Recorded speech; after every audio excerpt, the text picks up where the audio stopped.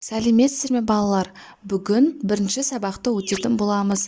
Каналымызға міндетті түрде подписаться батырмасын басып, жазылып алыңыздар. Сіздер үшін пайдалы сабақтар шығып отырады. Тіл және сөйлеу. Бірінші жаттығу, сызбаның көмегімен сұрақтарға жауап беріп көр. Бірінші, сөйлеу не үшін қажет? Екінші, ол не арқылы жүзеге асады? Тіл арқылы сөйлеседі, хабар береді, пікірлеседі, білмегенін сұрайды және кеңеседі. Біріншіден, сөйлеу білмегенін сұрау үшін, хабар алмасу үшін, ойлармен бөлісіп пікірлесу үшін, қажетті кеңес алу үшін, сөйлесу үшін қажет.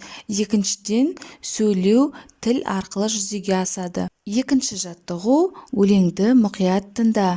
Теледидар саңқылдап, үйрекке тіл бітірді. Қара қарға қарқылдап, сөйлеп кетті бір түрлі. Абыржымай қаймықпай, торғай сайрап тіл қатты. Ал бөдене жалықпай, шешті қиын жұмбақты. Кенет көлге қаз қонып, басты қоңыр әніне, ақтан отыр мәз болып, сөйледі деп бәрі де. Шығармашылық үзіліс, өлең мазмұны бойынша кейіпкер мен сөздерді сәйкестендір. Торғай тіл қатты, бөдене жұмбақ шешті, қаз әнге басты, ақтан мәз болды. Ақтан неге мәз болды? Шынында құстар сөйлей ала ма? Ойымен бөліс. Өз ойыңды үшінші жаттығуда берілген мәтіндегі оймен салыстыр. Ақтан құстардың сөйлегеніне мәз болды. Шынында құстар адамдар тілінде сөйлей алмаса да, өз араларында әртүрлі дыбыстар шығару арқылы бір-бірімен тілдеседі екен. Ол арнайы құстарды зерттейтін орнитолог ғалымдардың зерттеулері нәтижесінде анықталған. Үшінші жаттығу, мәтінді түсініп оқып, көшіріп жаз. Хайуанаттар әртүрлі үн шығарып, белгі береді. Үн арқылы олар бір-бірімен жақындап қалған қауіп-қатер туралы хабарлайды, мол азыққа кенелгенін жеткізеді.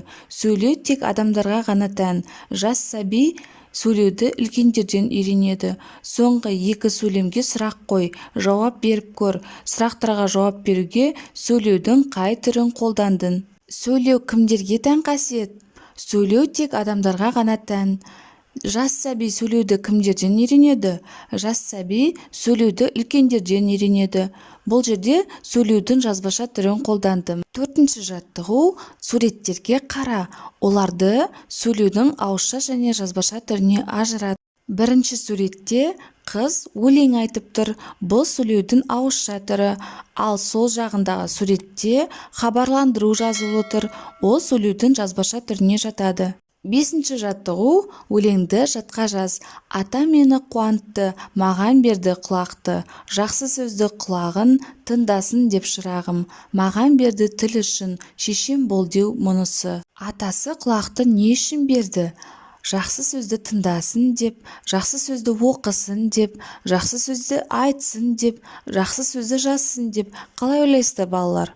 Әрине, атасы құлақты жақсы сөзді тыңдасын деп берді. Шешем бол деген сөз қай сөйлеу әрекетіне жатады?